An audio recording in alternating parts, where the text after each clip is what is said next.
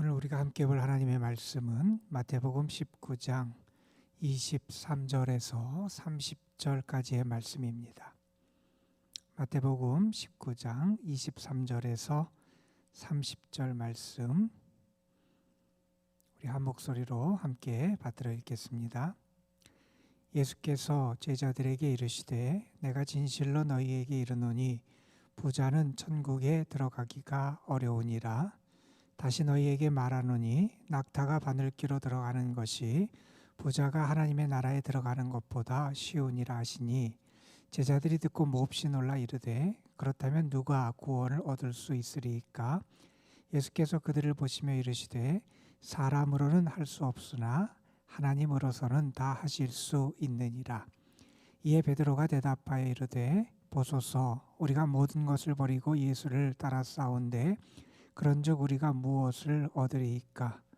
예수께서 이르시되 내가 진실로 너희에게 이르노니 세상이 새롭게 되어 인자가 자기 영광의 보좌에 앉을 때에 나를 따르는 너희도 12보좌에 앉아 이스라엘 12지파를 심판하리라. 또 내 이름을 위하여 집이나 형제나 자매나 부모나 자식이나 전토를 벌인 자마다 여러 배를 받고 또 영생을 상속하리라. 그러나 먼저 된 자로서 나중되고 나중된 자로서 먼저 될 자가 많으니라. 아멘.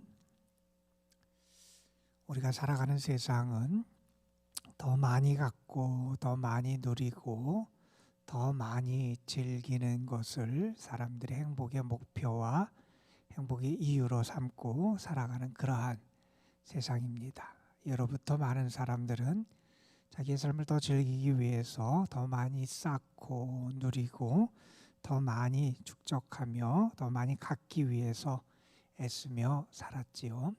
예전이나 지금이나 마찬가지일 겁니다.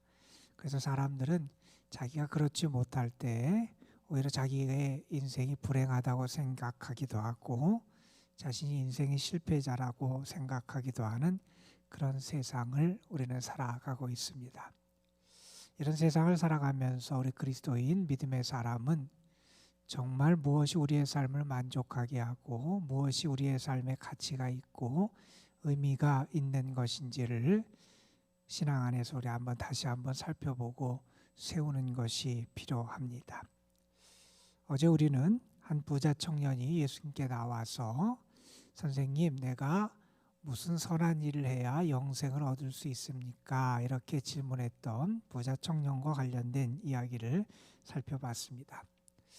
결국 그 청년은 영생이냐 재물이냐 양자택일 앞에서 불행하게도 재물을 택하고 그가 재물이 많아서 그냥 예수님을 떠나버리는 불행한 선택을 하고 말지요.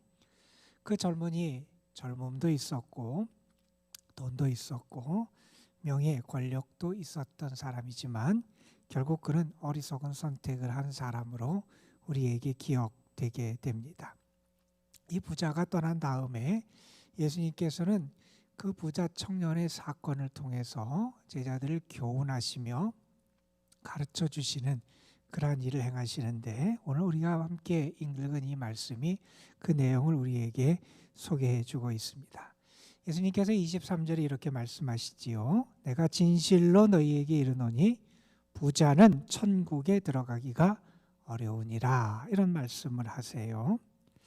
스스로 가진 많은 재물 때문에 그 재물을 의지하고 그래서 자기 가진 것을 의지하다 보니 하나님을 의지하고 믿음의 길에 나서기가 어렵다 하는 그러한 말씀이지요. 그리고 예수님은 이어서 이렇게 말씀하십니다. 부자가 천국에 들어가는 것이 낙타가 바늘귀로 들어가는 것보다 더 어렵다. 낙타가 바늘귀로 들어가는 것이 부자가 천국에 가는 것보다 더 쉽다 하는 그런 말씀을 하십니다. 예수님의 이 말씀에는 그 당시의 배경이 있다는 이야기들을 하지요. 무슨 얘기냐면 사람들이 예루살렘 성에 도착하면 예루살렘 성문이 열려 있는 시간에는 그 성문을 통해서 예루살렘 성 안에 들어갈 수 있습니다. 그러나 저녁이 되면 그 성문이 닫히게 될 때 먼 지역에서 왔든지 순례의 길을 온 길을 온 사람들이 늦게 도착하면 성문 안에 들어갈 수 없지요.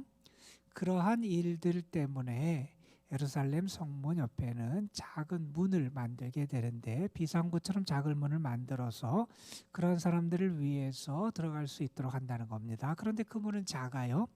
그래서 사람도 거기 들어가려면 자기의 고개를 숙이고 들어가야 되고, 만약에 낙타 같은 짐승에게 짐을 싣고 왔던 경우에는 그 짐도 내려놔야 되고, 낙타도 무릎을 꿇어서 겨우 그쪽을 끌어서 문 안으로 들어갈 수 있는 작은 문이라 그럽니다. 그만큼 어렵다 하는 것을 예수님께서는 이 말씀을 통해서 설명해 주고 계신 거지요. 성경 자체를 볼 때 성경이 물질이라든지 돈을 죄악시하거나 그것을 나쁘게 여기지는 않는다 하는 것도 우리는 잘 알고 있지요. 하나님 앞에서 축복받은 많은 믿음의 사람들 가운데 많은 재산, 부를 가지고 있던 사람들도 있었음을 우리는 잘 압니다. 아브라함도 그랬고요, 이삭도 그랬고요, 야곱도 그랬고요, 다윗 왕도 그랬고요, 솔로몬도 그랬고, 예수님을 따르던 예수님의 당시의 사람들 가운데서도 세상적으로 부유한 사람들도 여럿 있었음을 우리는 기억하지요. 아리마대 요셉이라든지 니고데모라든지 그 많은 사람들이 있었음을 우리는 알게 됩니다.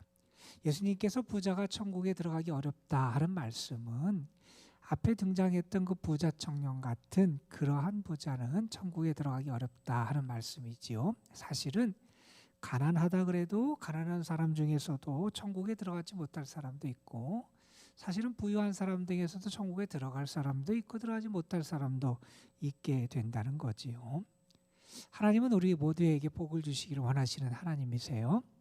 하나님께서 이스라엘 백성들을 축복하시면서 하나님께서 그들에게 어떠한 은혜를 베풀어 주시느냐 하는 것을 모세의 입을 통해서 하신 말씀이 신명기에 등장하는데, 이런 말씀이 등장합니다. 여호와께서 너희 땅에 이른 비 늦은 비를 적당한 때에 내리시리니 너희가 곡식과 포도주와 기름을 얻을 것이요 또 육축을 위하여 들에 풀을 나게 하시리니 내가 먹고 배부를 것이다. 하나님께서는 이스라엘 백성들에게 그들이 삶을 위해서 그들의 삶을 풍부하게 하기 위하여 많은 복을 내리시기를 원하신다 하는 것을 우리에게 말씀해 주고 있습니다. 사실 물질에 대해서 잘못된 태도를 갖는 것, 그것이 오히려 기독교 신앙을 변질시키고 위태롭게 할 수 있다는 것을 우리 기독교 역사에서 많이 보여줍니다. 초창기에 기독교 신앙의 큰 도전이 됐던 영지주의라고 하는 그런 사상이 있었는데, 그 사상은 물질 세계를 아주 낮게 봐요. 육적인 것을 아주 무시해요. 그것을 나쁘게 여깁니다. 그래서 영지주의 사상에 의하면 이 물질 세계를 창조한 신은 고등신이 아니라 열등신이다 이렇게 여겨요. 우리 하나님이 세상을 창조하시고 이 물질 세계를 창조하셨는데, 영지주의 입장에서는 그러한 신은, 창조의 신은 하등신이다 이렇게 생각했던 게 그들의 사상이었어요. 그 영지주의 사상에 오염된 사람들은 심지어 어떤 생각을 하냐면 육을 멸시하고 무시하고 하찮게 여기기 때문에 극단적인 두 개의 반응이 나타나요. 하나는 육적인 것을 무엇을 해도 상관이 없다고 하는 육체적인 방종으로 흘러가는 그러한 경향이 나타나요. 나는 자유롭고 나는 전혀 상관이 없다는 거예요. 내가 육을 가지고 어떤 범죄를 하거나 어떤 악한 일을 하든 나는 상관이 없다 이렇게 생각하는 그런 경향이 하나 나타나고, 다른 경향으로는 육적인 것을 무시하고 나쁘게 여기기 때문에 철저하게 금욕주의적인 경향으로 흘러가기도 합니다.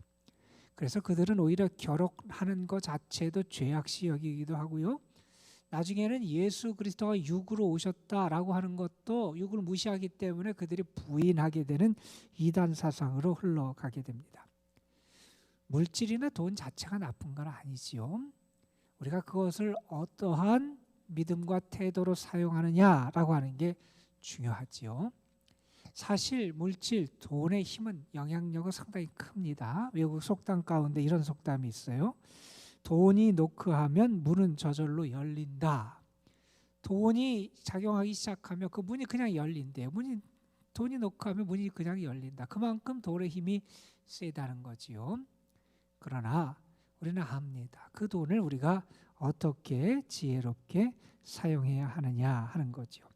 돈 자체가 나쁘지 않았지만 우리가 잘못해서 돈의 영향력 아래 들어가고 돈을 사랑하게 되면 우리의 삶이 무너지게 되고 죄악 가운데 빠지게 되고 바른 신앙의 모습을 잃어가게 되지요. 이런 이야기도 있습니다. 돈이란 좋은 종이기도 하고 악한 주인이 되기도 한다 하는 그런 말도 있대요. 내가 정말 신앙 가운데 하나님께 감사하며 나에게 주신 것을 잘 선용하며 청지기로서의 삶을 살아가면 돈이 나에게 좋은 그러한 종이 되기도 하지만, 반면에 내가 돈을 사랑하고 돈에 예속되게 되면 그 돈이 나의 삶을 이끌어가는, 그래서 악한 행위와 악한 무너지고 탐욕적인 삶을 살아가게 되는 그러한 삶으로 이끄는 나쁜 주인이 될 수도 있다 하는 겁니다. 예수님께서 부자가 천국에 들어가는 것이 어렵다, 그리고 낙타가 바늘귀에 들어가는 것이 그 부자가 천국에 들어가는 것보다 더 쉽다, 이렇게 말씀하셨을 때 예수님의 제자들이 깜짝 놀랍니다. 그래서 예수님께 묻지요. 그러면 누가 구원을 받을 수 있습니까? 이렇게 물었을 때 예수님이 이렇게 대답하시죠. 사람으로는 할 수 없으나 하나님으로는 하실 수 있느니라 하는 말씀을 했어요. 인간의 본성, 인간의 모습, 그 모든 것을 고려해 보면 인간이 돈의 위력 앞에서 그것을 끊어버리고 이길 수 있는 가능성은 거의 없다고 말할 수 있을 거예요. 세상적인 관점, 그 사람이 아무리 수양을 쌓고 덕을 쌓아도 돈에 무너지는 경우가 얼마나 많이 있습니까? 사람 인간의 본성을 따라서는 할 수 없어요. 그러나 하나님이 도우시고 성령이 역사하시면 우리가 그러한 욕심과 욕망과 돈의 세력의 그 힘을 끊어버리고 내가 이겨낼 수 있는 그런 은혜를 입게 된다는 거죠.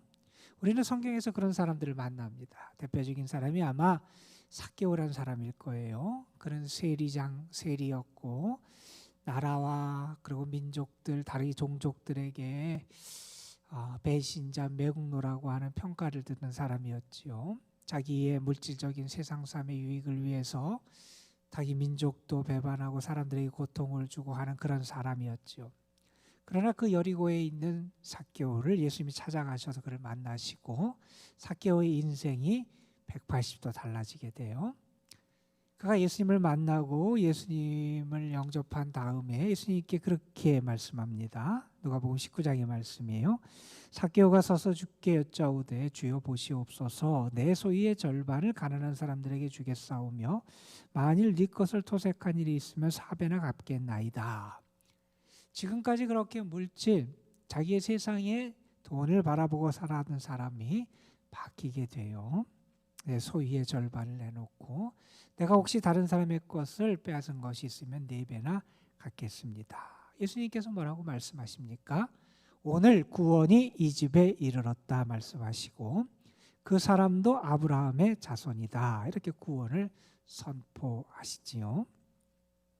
인간 자체의 속성과 모습 연약함 가운데서 돈에 무너질 수밖에 없는 게 인간이지만 하나님께서 역사하시면 그 모든 것을 이겨낼 수 있는 역사와 능력을 나타내 주시더라 하는 거죠.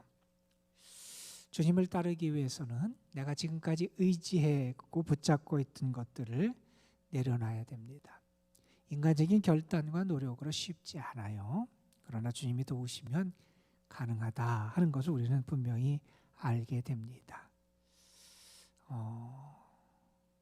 사람으로는 할 수 없으나 하나님 하실 수 있다 하는 이 예수님의 말씀에 사실 궁극적인 의미는 우리가 구원받고 영생을 얻는 것은 사실은 우리가 어떤 다른 것을 통해서가 아니라 예수 그리스도의 십자가의 죽으심과 고난을 통해서다 하는 것임을 우리는 또한 기억하게 됩니다. 사람이 물질과 재물에 대한 태도를 나타낼 때 여러분이 크게 3가지 종류로 나눠 볼 수 있다는 얘기를 하셨어요. 첫 번째는 물질과 돈의 노예가 돼서 살아가는 사람이 있어요. 물질을 우상화해요. 그리고 그것에 매여요. 그러다 보니 다른 사람에게 베풀고 나누지도 못하는 삶을 살아갑니다. 두 번째 종류의 삶은 자기가 가진 돈, 물질의 힘을 의지해서 다른 사람을 조종하고 지배하려고 하는 그런 사람이 있다는 거예요. 마치 물질 자체가 자신에게 힘을 주는 것처럼 착각하는 거지요. 세 번째 유형의 사람은 하나님께 붙잡힌 바 된 사람입니다. 그래서 그는 하나님께서 물질을 주신 것을 알아요. 그래서 감사해요. 청지기로서 살아가요. 그 물질을 어떻게 선하게 사용할까 고민하면서 하나님이 기뻐하시는 일을 하게 된다 하는 그런 이야기입니다. 여러분은 어느 유형에 속하십니까? 물질이 있어야 되고 돈이 있어야 우리는 살아갈 수 있는 그런 사람들이에요. 그러나 우리는 물질의 어떤 태도를 내가 가지고 살아가느냐, 나의 삶에서 나의 모습이 지금 어떤 모습을 띠고 있느냐 우리는 고민해 봐야 합니다. 어느 분이 그런 얘기를 하셨어요. 돈은 비료와 같답니다. 뿌리기 전에는 아무 효력이 없다 하는 그런 이야기. 비료를 집에 쌓아놓는다고 효과가 있는 게 아니잖아요. 밭에 뿌리고 논에 뿌리고 뿌려야 돼요. 그래야 무언가 결실이 있고 풍성한 열매를 맺게 돼요. 돈이 그렇다는 겁니다. 물질이 그렇다는 겁니다. 선하게 사용할 수 있어야 한다 하는 그러한 말씀이지요. 물질만이 아닐 거예요, 여러분. 여기 등장하는 부자 청년은 물질을 의지하다가 진정한 믿음의 대상인 하나님을 의지하고 주의 길을 따르는 데 실패하게 돼요. 우리의 모습 가운데는 그런 것이 없는지 살펴볼 수 있어야 되겠어요. 물질이 됐든 내가 세상의 명예가 됐든 나의 지식이 됐든 나의 어떤 자리가 됐든 나의 건강이 됐든 정말 내가 의지하고 붙잡고 내가 할 것이 과연 무엇인지 살펴볼 수 있어야 될 것입니다. 세상은 자꾸 하나님보다 다른 것을 붙잡고 의지하라고 우리를 유혹합니다. 하나님은 우리의 눈에 안 보이는 존재 같고 하나님의 역사와 능력이 믿어지지 않을 때, 특별히 어렵고 힘들 때 우리들은 자꾸 우리를 향한 세상의 유혹과 소리에 넘어가곤 하지요. 다른 것이 더 힘세 보이고 다른 것을 의지해서 살아가는 것이 더 행복해 보이고 편안해 보이는 그러한 유혹을 받게 됩니다. 여러분은 과연 모든 것을 하나님께 맡기며 전적인 신뢰를 하나님께 드리며 살아가는 하나님의 사람인지 아닌지 자신의 모습을 살펴볼 수 있었으면 좋겠어요. 얼마 전에 북한 남성 한 사람이 우리나라에 넘어온 일이 있었어요. 동해안으로 내려와서 그 사람이 내려왔는데 군에서 그 사람을 발견하지 못하고 적절하게 대응하는 것을 잘 못해서 뉴스거리가 되기도 했습니다. 사실 그 사람이 감시 장비에 8차례 포착이 됐대요. 그리고 그 사람이 넘어오는 곳에 경고음이 2차례 이상 울리기도 했답니다. 그런데 군에서 그것을 적절하게 알아차지 못하고 대처를 못해서 문제가 된 거지요.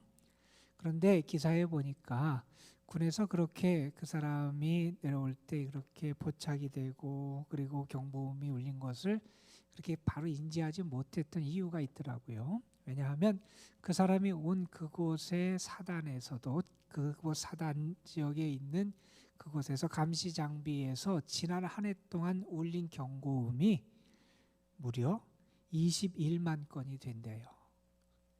수많은 경보음이 울리니까 뭔가 좀 잘못 울렸거니 아니면 새나 목에 대해서 그것이 울렸거니 그렇게 착각을 하고 무시해 버린 거지요. 오늘날의 세상은 우리에게 많은 소리가 들려요. 무엇이 진리이고 무엇이 참인지 우리가 깨닫지 못하고 우리가 붙잡지 못하게 우리를 자꾸 혼란스럽게 하는 게 오늘날의 세상이에요. 사람들은 재물, 물질 혹은 자기가 가진 어떤 힘이나 권력이나 그것을 근거로 해서 자기의 삶의 안전성을 확보하려고 그래요. 그러나 성경은 우리에게 말합니다. 우리가 믿고 의지할 진정한 대상은 하나님이시라는 거예요. 우리가 가진 모든 것 하나님이 나에게 베푸신 것이니 감사하고 기뻐하며 하나님의 뜻을 따라서 사용할 수 있어야 한다는 겁니다. 우리는 하나님께 소망을 두고 살아가는 사람이에요. 하나님이 모든 것을 하심을 믿고 살아가는 삶, 오늘 우리가 살아가야 될 믿음의 모습입니다. 오늘 여러분 함께 말씀을 붙잡고 기도하시면서 먼저는 내가 하나님의 바른 진리의 말씀을 분별하고 하나님의 뜻을 분별하고 그래서 나를 유혹하고 넘어뜨리는 거짓된 음성이나 유혹의 소리를 물리치고 깨어서 주님 앞에 온전히 반응하고 살아가는 신앙이 되기 위해서 기도해 주시고, 오늘은 특별히 여러분이 우리나라와 민족을 위해서 기도해 주셨으면 좋겠어요.